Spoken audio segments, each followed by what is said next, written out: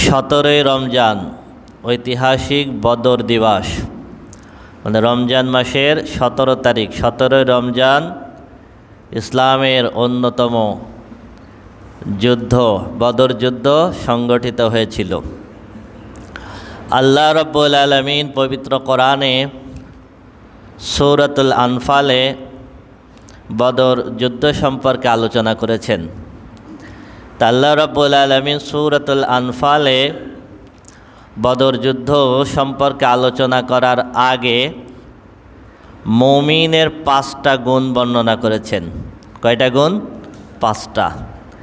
তো বদর যুদ্ধ আলোচনার আগে আল্লাহ রাব্বুল আলামিন ঈমানদারের এই 5টা গুণ বর্ণনা করেছেন এই কারণে যে বদর যুদ্ধে যে সমস্ত সাহাবা আজমাইন রাদিয়াল্লাহু তাআলা আনহুম অংশগ্রহণ করেছিলেন তাদের ভিতরে এই 5টা গুণ ছিল। এই 5টা গুণ ছিল, এই জন্য আল্লাহ রাব্বুল আলামিন তাদেরকে বদরের প্রান্তরে 1000 কাফেরের বিরুদ্ধে বিজয় দান করেছিলেন।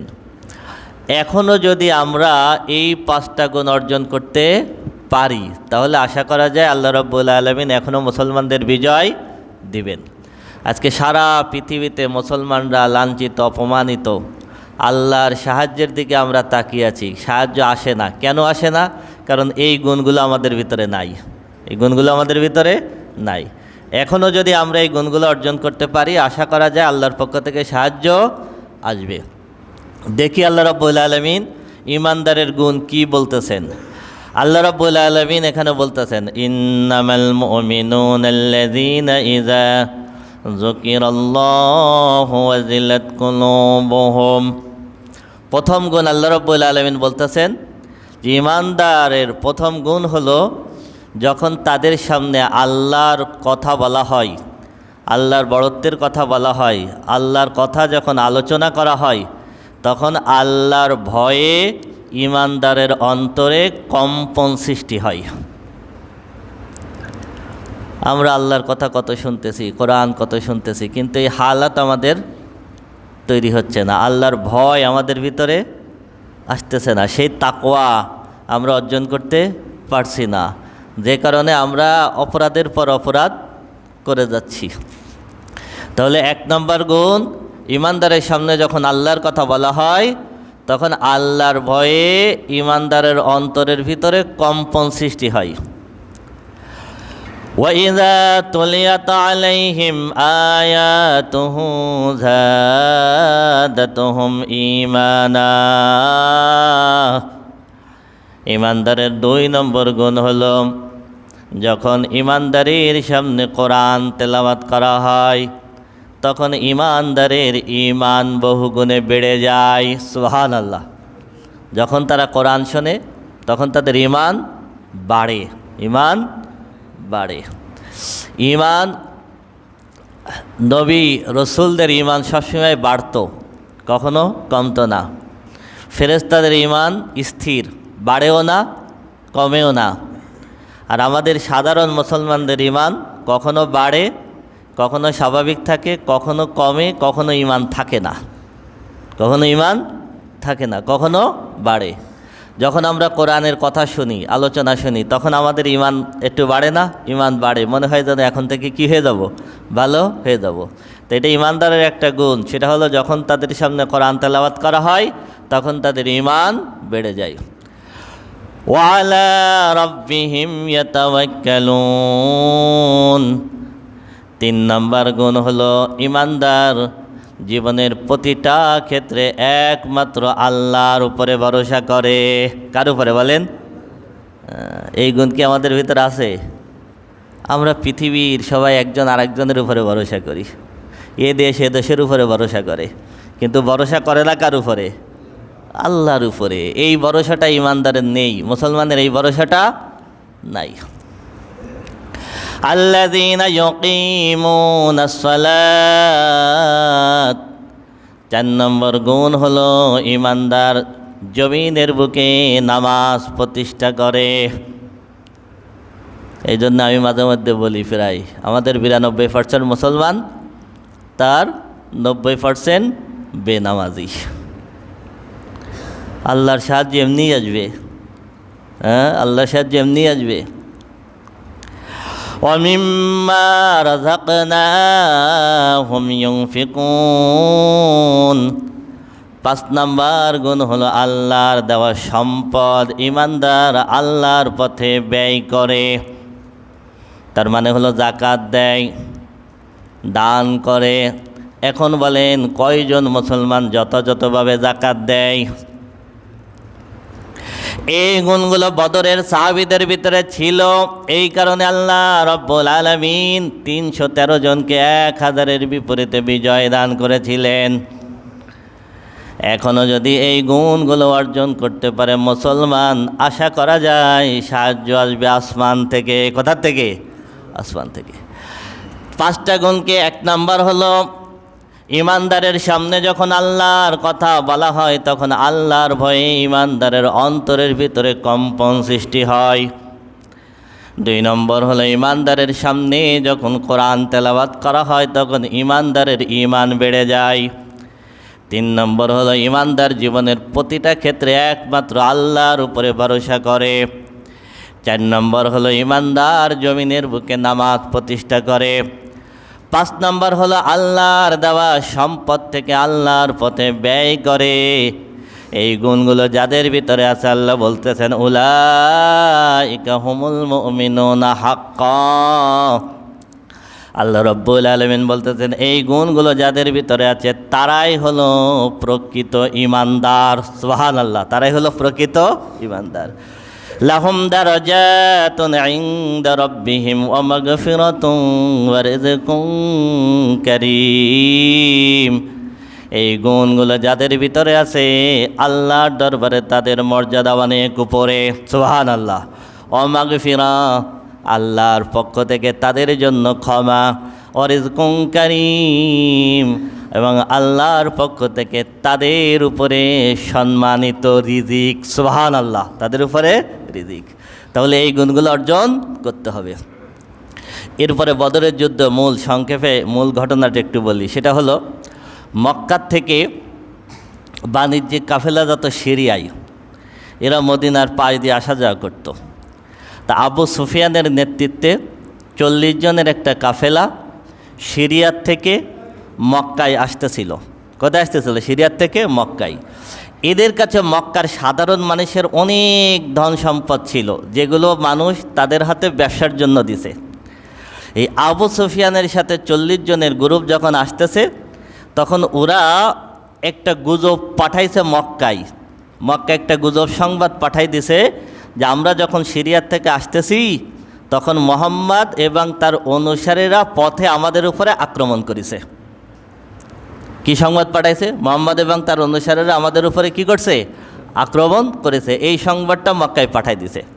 পাঠাই দেওয়ার সাথে সাথে আবু জাহালের নেতৃত্বে মক্কার যারা লিডার ছিল এরা সাধারণ মানুষদেরকে একত্রিত করতে ফেলছে, কারণ সাধারণ অনেক মানুষের অনেক সম্পদ এখানে জমা আছে। সাধারণ মানুষদেরকে বলছে, দেখছো মুহাম্মদ সাল্লাল্লাহু আলাইহি সাল্লাম মক্কায় থাকতে আমাদেরকে অনেক জ্বালাতন করেছে, আমরা বের করে দিয়েছি, মদিনায় গেছে, তারপরও এখনও সে আমাদের বিরুদ্ধে ষড়যন্ত্র করেছে, আমাদের অর্থ পথের থেকে লুটপাট করে নিয়ে যাচ্ছে। এই একত্রিত করে 1000-এর উপরে মানুষ নিয়ে সৈন্য সামন্ত নিয়ে এবার সিদ্ধান্ত নিয়েছে তাহলে কি করতে হবে? মুহাম্মাদের বিরুদ্ধে মদিনা আক্রমণ করতে হবে। 1000 লোক নিয়ে বেরোইছে মক্কার থেকে। আল্লাহ রাব্বুল আলামিন জিবরিলের মাধ্যমে রাসূল আকরাম সাল্লাল্লাহু আলাইহি সাল্লামকে সংবাদ দিয়ে দিলেন। হঠাৎ রাসূল সাল্লামের কাছে সংবাদ আসলে তাৎক্ষণিকভাবে রাসূল আকরাম সাল্লাল্লাহু আলাইহি সাল্লাম 313 জন সাহাবী নিয়ে বের হলেন। তবে প্রকৃত অর্থে রাসূল আকরাম সাল্লাল্লাহু আলাইহি সাল্লাম বের হয়েছিলেন 305 জনকে নিয়ে, আর 8 জনকে মদিনার সীমানা পাহারা দেওয়ার জন্য রেখে গিয়েছিলেন। যেহেতু মদিনার সীমানা পাহারা দেওয়াটাও যুদ্ধের অন্তর্ভুক্ত ছিল, এই জন্য তাদেরকে ধরে বলা হয় কত? 313 জন। কিছু দূর আসছেন, আসার পরে আল্লাহ রাব্বুল আলামিন একটা সুসংবাদ দিলেন। হে আমার হাবিব, দল হলো 2টা। একটা দল সিরিয়ার থেকে আসতেছে আবু সুফিয়ানের সাথে, এদের কাছে 40 জন আছে, লোক কম অর্থ বেশি, লোক কম অর্থ বেশি। আর একটা দল হলো মক্কার থেকে বের হয়েছে আবু সুফিয়ানের নেতৃত্বে, আবু জাহালের নেতৃত্বে, এইটার বদলে বিশাল বড় বাহিনী, এরা 1000-এর উপরে। আপনি এই দুই দলের যে দলের বিরুদ্ধে যুদ্ধ করবেন, আল্লাহ রাব্বুল আলামিন আপনাকে সেই দলের বিরুদ্ধে বিজয় দান করবেন। সুবহানাল্লাহ। রাসূল আকরাম সাল্লাল্লাহু আলাইহি ওয়াসাল্লাম সাহাবীদেরকে নিয়ে পরামর্শে বসলেন, কোন দলের বিরুদ্ধে আমরা যুদ্ধ করব। একটা হলো এই দিক থেকে আসতেছে, আর একটা হলো ওই দিক থেকে। কিছু কিছু সাহাবী বললেন, যেহেতু আবু সুফিয়ানের দলের লোক কম এবং অর্থ বেশি, আমরা ওইটার আক্রমণ করি। আবার আবু বকর রাদিয়াল্লাহু তাআলা আনহু, ওমর রাদিয়াল্লাহু তাআলা আনহু বললেন, আপনি যেটা ভালো মনে করেন, আপনি যে দলের বিরুদ্ধে যুদ্ধ করবেন, আমরা সেই দলের বিরুদ্ধে যুদ্ধ করব। মিকদাদ ইবনে আমের রাদিয়াল্লাহু তাআলা আনহু দাঁড়িয়ে অনেক বক্তব্য দিয়েছিলেন আর বলেছিলেন, আমরা মুসা আলাইহিস সালাতু ওয়াস সালামের কওম বনি ইসরাইলের মতো বলবো না। বনি ইসরাইল বলছিল মুসা আলাইহিস সালামকে, ইযহাব আনতা ওয়া রাব্বুকা ফাকাতিলা ইন্নাহা হুনা কাঈদুন, তুমি আর তোমার রব গিয়ে যুদ্ধ করো, আমরা এখানে বসে থাকলাম। আমরা বনি ইসরাইলের মতো বলবো না, বরং আপনি যে দলের বিরুদ্ধে যুদ্ধ করার নির্দেশ দিবেন, আপনি দেখতে পারবেন আমরা যুদ্ধের ময়দানে আপনার ডানে বামে পিছনে সেই দলের বিরুদ্ধে যুদ্ধ করতেছি। সুবহানাল্লাহ। রাসূল আকরাম সাল্লাল্লাহু আলাইহি ওয়াসাল্লাম খুশি হয়ে গেলেন। খুশি হয়ে রাসূল আকরাম সাল্লাল্লাহু আলাইহি ওয়াসাল্লাম সিদ্ধান্ত নিলেন যে আবু জাহালের নেতৃত্বে 1000 বাহিনীর বিরুদ্ধে যুদ্ধ করবেন। আল্লাহ রাব্বুল আলামিন বলতেছেন, وَإِذْ يَعِدُكُمُ اللَّهُ إِحْدَى الطَّائِفَتَيْنِ أَنَّهَا لَكُمْ وَتَوَدُّونَ أَنَّ غَيْرَ ذَاتِ الشَّوْكَةِ تَكُونُ لَكُمْ وَيُرِيدُ اللَّهُ أَن يُحِقَّ الْحَقَّ بِكَلِمَاتِهِ وَيَقْطَعَ دَابِرَ الْكَافِرِينَ। আল্লাহ রাব্বুল আলামিন বলতেছেন, স্মরণ করুন সেই সময়ের কথা যখন আমি রব্বুল আলামিন ওয়াদা দিয়েছিলাম দুই দলের যে কোনো এক দলের বিরুদ্ধে বিজয় দান করব। আপনারা চাচ্ছিলেন এমন একটা দলের বিরুদ্ধে যুদ্ধ করতে, যেই দলের বিরুদ্ধে যুদ্ধ করতে কোনো কষ্ট হবে না, কিন্তু আমি রব্বুল আলামিন চাচ্ছিলাম আপনারা এমন একটা দলের বিরুদ্ধে যুদ্ধ করেন, যেই দলের বিরুদ্ধে আপনারা বিজয়ী হলে আল্লাহর কালেমা প্রতিষ্ঠিত হয়ে যাবে, আর কাফেরদের মেরুদণ্ড চিরদিনের জন্য চুরমার হয়ে যাবে। সুবহানাল্লাহ। লিইউহিক্কাল হাক্কা ওয়া ইউবতিলাল বাতিলা ওয়ালাউ কারিহাল মুজরিমুন, যাতে করে সত্য প্রতিষ্ঠিত হয়ে যায় আর মিথ্যা দূরীভূত হয়ে যায়, যদিও পাপীরা সেটা অপছন্দ করে। 80 মাইল পথ, 80 মাইল পথ, উত্তপ্ত বালু, উপরে গরম, 80 মাইল পথ হেঁটে রাসূল আকরাম সাল্লাল্লাহু আলাইহি সাল্লাম সাহাবীদেরকে নিয়ে আসলেন বদরের প্রান্তরে। বদরের প্রান্তরে 80 মাইল পথ হেঁটে যখন আসলেন, সাহাবীরা অত্যন্ত ক্লান্ত, অত্যন্ত ক্লান্ত। এই ক্লান্ত অবস্থায় সাহাবীরা যে পাশে আছেন বদরের প্রান্তরে, এক সাইড হলো ঢালু নিচু জায়গা, আর এক সাইড হলো উঁচু। কাফেররা উঁচু জায়গায় অবস্থান নিয়েছে, আর উপর জায়গায় হলো এঁটেল মাটি, আর নিচু জায়গায় যখন যেখানে মুসলমানরা, এখানে বালু বেশি। এখন দেখবেন মরুভূমিতে ধুধু বালির উপরে দৌড়ানো যায় না, যে কারণে যুদ্ধ করার জন্য মুসলমানদের অবস্থা খুব খারাপ ছিল, কাফেরদের অবস্থা খুব ভালো ছিল। আল্লাহ রাব্বুল আলামিন বলতেছেন, ইয ইউগাশশিকুমুন নুআসা আমানাতাম মিন, আমি রব্বুল আলামিন বদরের প্রান্তরকে হালকা অন্ধকারাচ্ছন্ন করে দিয়েছিলাম। আকাশে মেঘ দিলেন, সন্ধ্যার মতো অন্ধকার হয়ে গেল। এই অন্ধকারে ক্লান্ত অবস্থায় সাহাবীরা ঘুমায় পড়লেন। ঘুম থেকে জাগার পরে ওয়ায়ুনাজ্জিলু আলাইকুম মিনাস সামাই মা, আমি রব্বুল আলামিন আসমান থেকে বৃষ্টি নাজিল করেছিলাম। সুবহানাল্লাহ। 4টে কারণে বৃষ্টি নাজিল করেছিলাম। 1 নম্বর হলো লিয়ুতাহিরাকুম বিহি, এই ঘুমের ভিতরে কিছু সাহাবী অপবিত্র হয়ে গিয়েছিলেন। আল্লাহ রাব্বুল আলামিন চাচ্ছিলেন বদর যুদ্ধে যাতে অপবিত্র অবস্থায় কোনো সাহাবী অংশগ্রহণ না করে।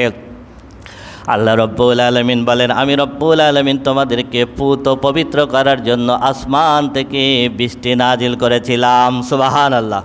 ওয়াইযহিবা আনকুম রিজজাশ শাইতান, তোমাদের থেকে শয়তানের ওয়াসওয়াসা দূর করার জন্য আমি রব্বুল আলামিন বৃষ্টি নাজিল করেছিলাম। আপনি জার্নি করে আসবেন, যখন ক্লান্ত থাকবেন তখন শয়তান ওয়াসওয়াসা দেয়। শয়তান মানুষকে ক্লান্ত অবস্থায় ওয়াসওয়াসা দেয়, অনেক কষ্ট করেছে এখন আর নামাজ পড়া লাগবে না, তাই না? সুতরাং এই কারণে যুদ্ধের জন্য ওখানে শয়তান ওয়াসওয়াসা দিতে পারে। আমি রব্বুল আলামিন শয়তানের ওয়াসওয়াসাকে দূর করার জন্য আমি রব্বুল আলামিন বৃষ্টি নাজিল করেছিলাম। ওয়ালিয়ারবিতা আলা কুলুবিকুম, 3 নম্বর হলো তোমাদের অন্তরকে তরতাজা করার জন্য। আপনি ঢাকার থেকে জার্নি করে খুলনা আসবেন, আসার পরে ক্লান্ত অবস্থায় আপনি একটা ঘুম দিবেন, ঘুম থেকে ওঠার পরে আপনি একটা গোসল দেবেন, দেখবেন শরীর একদম ফ্রেশ হয়ে গেছে। কী হয়ে গেছে? ফ্রেশ হয়ে গেছে। তা আল্লাহ রাব্বুল আলামিন সেইটাই চাইলেন, তোমরা অনেক পথ হেঁটে এসেছো, তোমরা একটা ঘুম দিয়েছো, এখন তোমাদের গোসলের জন্য আমি বৃষ্টি নাজিল করলাম যাতে তোমাদের অন্তর তরতাজা হয়ে যায়। সুবহানাল্লাহ। 4 নম্বর হলো সবথেকে বেশি গুরুত্বপূর্ণ, ওয়ায়ুসাব্বিতা বিহিল আকদাম, তোমাদের পা যুগলকে দৃঢ় করার জন্য। বলেন মুসলমানরা নিচু জায়গায়, এখানে বালি, এবার বালির পরে বৃষ্টি হলে কি হয়? বালিগুলো বসে গেল, বালি বসে গেল, জায়গাটা সুন্দর হয়ে গেল। আর কাফেরা যেখানে ছিল সেখানে এঁটেল মাটি, এবার বলেন এঁটেল মাটির পরে বৃষ্টি হলে কি হয়? স্যাঁতসেঁতে হয়ে গেল। ওদের জন্য পুরা পরিবেশটা আল্লাহ রাব্বুল আলামিন এক বৃষ্টি দিয়ে উল্টাই দিলেন। রসুল আকরাম সাল্লাল্লাহু আলাইহি সাল্লাম কাফের দিকে তাকালেন, তাকায় দেখেন 1000-এর উপরে, নিজের সাথীদের দিকে তাকায় দেখেন মাত্র 300। 2 হাত তুলে আল্লাহর দরবারে দোয়া করলেন, আল্লাহ আজকে বদরের প্রান্তরে তুমি যদি আমাদেরকে পরাজিত করে দাও, পৃথিবীর বুকে তোমার নাম ধরে ডাকার মতো কেউ থাকবে না। ওমর ফারুক রাদিয়াল্লাহু তাআলা বললেন, আল্লাহর হাবিব দোয়া করতে করতে এত দূর হাত উঠালেন যে আল্লাহর রসুলের বগল দেখতে পেলাম। আবু বকর সিদ্দিক রাদিয়াল্লাহু তাআলা রাসূল সাল্লাল্লাহু আলাইহি ওয়াসাল্লামের হাত ধরে নামাই দিয়ে বললেন, আল্লাহর হাবিব আপনার দোয়া দেখে আমার ভিতরে ইয়াকিন হয়ে গেছে, আর দোয়া করা লাগবে না, নিশ্চিতভাবে আল্লাহর সাহায্য নামবে। সুবহানাল্লাহ। ইস্তাস্তাগীসুনা রাব্বাকুম ফাস্তাজাবা লাকুম আন্নী মুবিদ্দুকুম বিআলফিম মিনাল মালাইকাতি মুরদিফিন। আল্লাহ রাব্বুল আলামিন বলতেছেন, সেই সময়ের কথা স্মরণ করুন, বদরের প্রান্তরে আপনি যখন আমি আল্লাহর দরবারে সাহায্য প্রার্থনা করেছিলেন, আমি রব্বুল আলামিন জবাব দিয়েছিলাম আর বলেছিলাম, আন্নী মুমিদ্দুকুম বিআলফিম মিনাল মালাইকাতি মুরদিফিন, আমি রব্বুল আলামিন বদরের প্রান্তরে 1000 ফেরেশতা নাজিল করে সাহায্য করব। সুবহানাল্লাহ। অন্যতে বলেছেন বিসালাসাতি আলাফিম মিনাল মালাইকাতি মুনজালিন, 3000 সৈন্য নাজিল করব। অন্য জায়গায় বলেছেন বিখামসাতি আলাফিম মিনাল মালাইকাতি মুসাওবিমিন, আমি রব্বুল আলামিন 5000 সৈন্য নাজিল করব। 3টে শব্দ ব্যবহার করেছেন, মুরদিফিন, মুনজালিন, মুসাওবিমিন। তার মানে হলো সব সৈন্য ফেরেশতা একসাথে জমিনে নাজিল হবে তা না, বরং কাফেরা দেখবে যে আসমান থেকে শুধু ফেরেশতা নামতেছে। সুবহানাল্লাহ। আসমান থেকে নাজিল রত অবস্থায় দেখবে। মুসলমানরা দেখতেছিল কাফেরা অনেক, আর কাফেরা দেখতেছিল মুসলমানদের সংখ্যা তো অসংখ্য, শুধু নামতেছে শেষ হয় না। সুবহানাল্লাহ, সুবহানাল্লাহ, শুধু নামতেছে শেষ হয় না। আল্লাহ রাসূল এক মুষ্টি মাটি নিলেন, এক মুষ্টি বালি নিয়ে বিসমিল্লাহ বলে ছুড়ে দিলেন। আল্লাহ রাব্বুল আলামিন বলতেছেন, ওমা রমাইতা ইয রমাইতা ওয়ালাকিন্নাল্লাহ রামা। হে রাসূল, আপনি যখন বালু নিক্ষেপ করেছিলেন ওই বালু আপনি নিক্ষেপ করেন নাই, আপনি শুধু বিসমিল্লাহ বলে ছেড়ে দিয়েছিলেন। এই বালু 1000 কাফেরের চোখে পৌঁছে দেওয়ার দায়িত্ব আমি আল্লাহ নিজেই নিয়েছিলাম। সুবহানাল্লাহ। আল্লাহ রাসূল বালি বিসমিল্লাহ বলে ছেড়ে দিলেন, এই বালি 1000 কাফেরের চোখে পৌঁছে গেল। এবার বলেন চোখের ভিতরে বালি গেলে কী অবস্থা হয়? সব এরকম চোখ ডলতে লাগলো, যুদ্ধের ময়দানে চোখ ডলতে লাগলো, চোখ ডলতে লাগলো। এবার কিছুক্ষণ আপনি চোখ ডলবেন, চোখ ডলার পরে দেখবেন সামনে ঝাপসা দেখতেছেন। কি দেখতেছেন? ঝাপসা দেখতেছেন। এবার ওরা ঝাপসা দেখতেছে, ইয ইউহি রাব্বুকা ইলাল মালাইকাতি আন্নী মাকুম ফাসাব্বিতুল্লাযীনা আমানু সাউলকি ফি কুলুবিল্লাযীনা কাফারুর রুবা ফাদরিবু ফাওকাল আনাকি ওয়াদরিবু মিনহুম কুল্লা বানান। এবার যখন মুসলমানরা তাকবীর দিয়ে যখন তাদেরকে ধাওয়া করলো, হঠাৎ যখন তাদেরকে ধাওয়া করলো, তখন আল্লাহ রাব্বুল আলামিন বলতেছেন ফেরেশতাদেরকে, তোমরা যুদ্ধের ময়দানে শুধু মুসলমানদেরকে সাহস দিয়ে ধরে রাখবা, আর আমি রব্বুল আলামিন কাফেরদের অন্তরে ভয় ঢুকাই দেবো। সুবহানাল্লাহ। আল্লাহ রাব্বুল আলামিন বললেন কাফেরদের অন্তরে আমি আল্লাহ ভয় ঢুকাই দেবো। এবার মুসলমানরা যখন তাকবীর দিছে তখন ওদের অন্তরে ভয় ঢুকাই দিয়েছেন কে? আল্লাহ। ওদের চোখ ঝাপসা হয়ে গেছে, সামনে কিছু দেখতে পারতেছে না, এবার পিছনে দৌড় শুরু করেছে। যেই পিছনে দৌড় শুরু করেছে, রাস্তা কি বলেন তো? পিচ্ছিল। যেই দৌড় শুরু করেছে সব আছাড় খেয়ে পড়ছে। ফাদরিমু ফাওকাল আনাকি ওয়াদরিবু মিনহুম কুল্লা বানান। এবার আল্লাহ রাব্বুল আলামিন বলতেছেন ওদের ঘাড়ের উপরে আঘাত করো, ওদের ঘাড়ের উপরে। অকুল্লা বানান, বানান শব্দের অর্থ হলো গিরা, গিরে, মানে প্রত্যেকটা গিরে গিরে জয়েন্টে জয়েন্টে আঘাত করো। আল্লাহ রাব্বুল আলামিন সেখানে মুসলমানদেরকে বিজয় দান করেছিলেন। বদর প্রান্তরে একটা কূপ আছে, এই কূপের ভিতরে মক্কার বড় বড় যত লেডার ছিল সব লেডারদের লাশ ওই কূপের ভিতরে ফেলা হয়েছিল। তো এখান থেকে মূল শিক্ষা হলো আল্লাহ রাব্বুল আলামিন শুরুতে ঈমানদারের 5টা গুণ বর্ণনা করেছেন। এই 5টা গুণ যদি এখনো পর্যন্ত অর্জন করা যায় তাহলে আশা করা যায় যে আল্লাহ রাব্বুল আলামিন আমাদেরকে বদরের সাহাবীদের মতো আসমান থেকে সাহায্য নাজিল করবেন। এবার